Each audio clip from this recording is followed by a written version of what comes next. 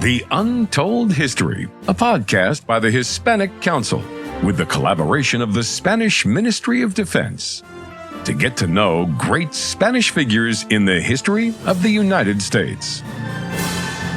Today, Hernando de Soto.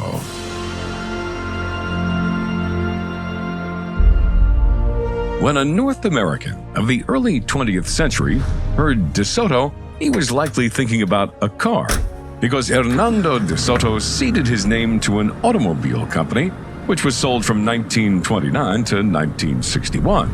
Those cars even had an emblem on their hood that showed the conquistador's head with a beard and morion. Truth be told, there is much more to talk about Hernando de Soto than giving his name and face to an automaker of the 20th century.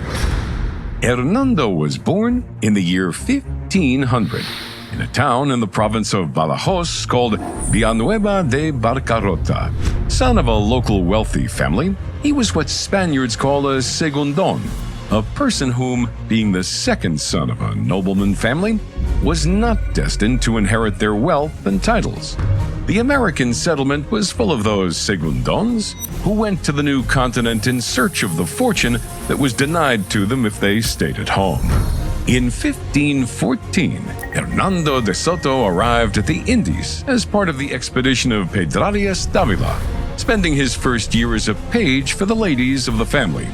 Such a formal and courtly role could not stop Hernando from joining the horseback rides of which the elder sons of the house were particularly fond, and in which De Soto proved his audacity and his accurate instincts. That gave him a good reputation in the family. His expeditionary baptism took place in 1523, when he accompanied Francisco Fernández de Córdoba to Nicaragua, founding the cities of Granada and Nueva León. He was named mayor of the latter one. Only a few years later, he was a successful businessman and the partner of many freight and shipbuilding companies destined to the lucrative trade with Panama. He was also a man of action who forced his hand into the exploration of unknown lands. That is why he decided to liquidate all his possessions and join his friend Pizarro in what ended up being the conquest of Peru, where De Soto was a notable soldier, captain, and ambassador, as he was the representative between Pizarro and the Inca Emperor Atahualpa. Despite it all, he ended on bad terms with Pizarro. So, he took his share of the treasure and went back to the Iberian Peninsula. In 1537, he married Inés de Bobadilla, the daughter of his master, Pedrarias Dávila, and established his residency in Seville. Hernando had always been an audacious fellow, filled to the rim with initiative, leadership skills, and a strong character, which were complemented now with fame and fortune. Therefore, he lacked nothing to accomplish what he truly wanted: an expedition that he could personally command. He compared himself with Cortés and Pizarro, and held the desire to imitate or even overcome their feats.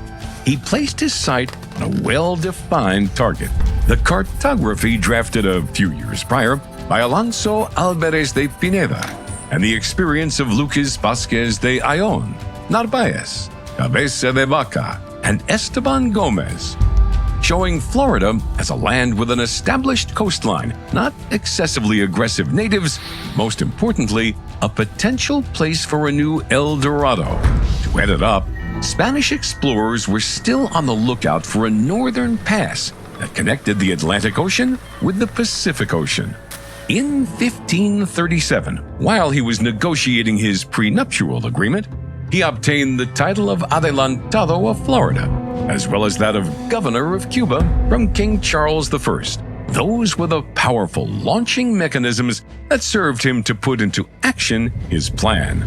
The starting point was Sanlúcar, where 10 ships, boarded by a crew of 900 soldiers, sailed for La Gomera, an initial layover for their first American destination, Havana. From Havana, he went to Florida, landing in the Bay of Tampa, which he named Bahía del Espíritu Santo, on the 18th of May, 1539. He anchored 2 brigs there, accompanied by a small group of soldiers to cover his rear guard and to maintain communications with Cuba.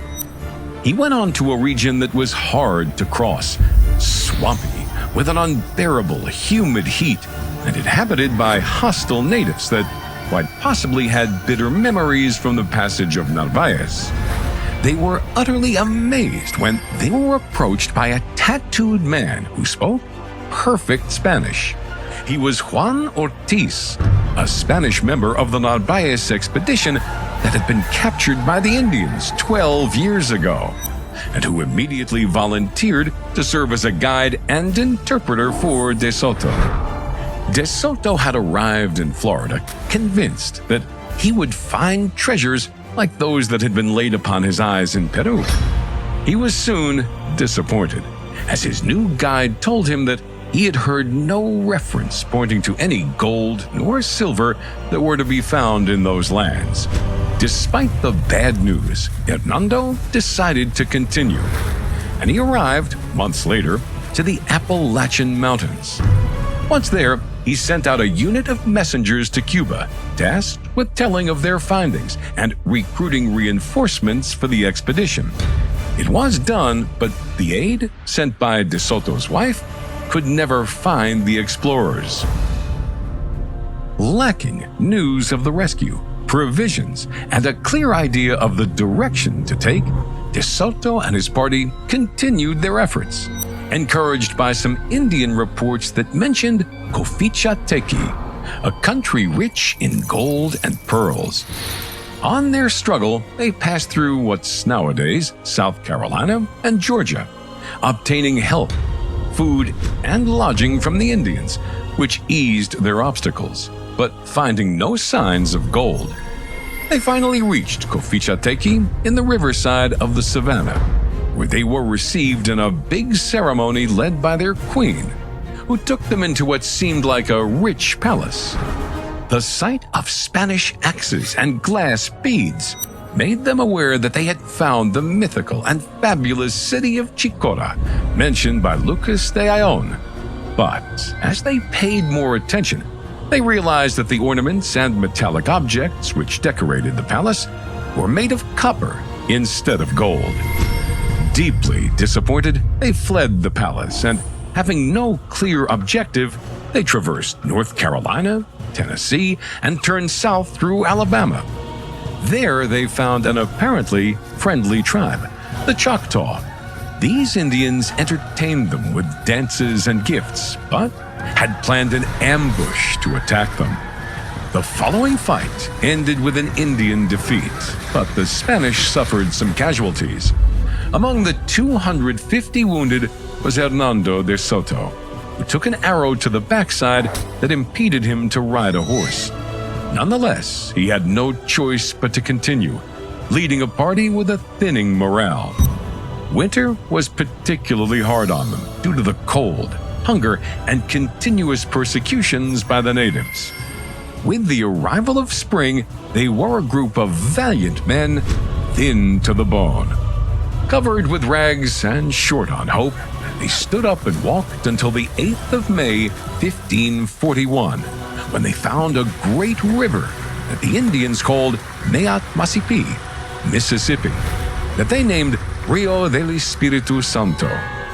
Another winter was looming over Hernando and his men, so they decided to cross the river and search for a better place, which they found on what today is the state of Arkansas, where they even managed to forge some alliances with the locals. De Soto did not forget the river, which he saw as an opportunity to, once the weather had gone mild, use as a highway toward the sea. It was right there and then where he suffered from a typhoid fever that ended his life. The new commander, Luis Moscoso, shielded his allies from the truth, as the alliance was forged by the respect and admiration that they felt toward our protagonist. He took his body, placed it in an acorn tree, and sunk it to the bottom of the Mississippi at an unknown place. The survivors, only a third of the initial party, abandoned the task at last. They made some precarious boats and sailed on toward the Gulf of Mexico, where they landed at Panuco, Mexico. The story of Hernando de Soto is a great odyssey, which, though it did not end with huge economic, military, or strategic gains, was a huge achievement, given the vast size of the territory discovered after a rout that is estimated at near 4,000 kilometers, 2,500 miles. There is no doubt that whoever decided to name a car after him wanted to highlight how far a De Soto can go.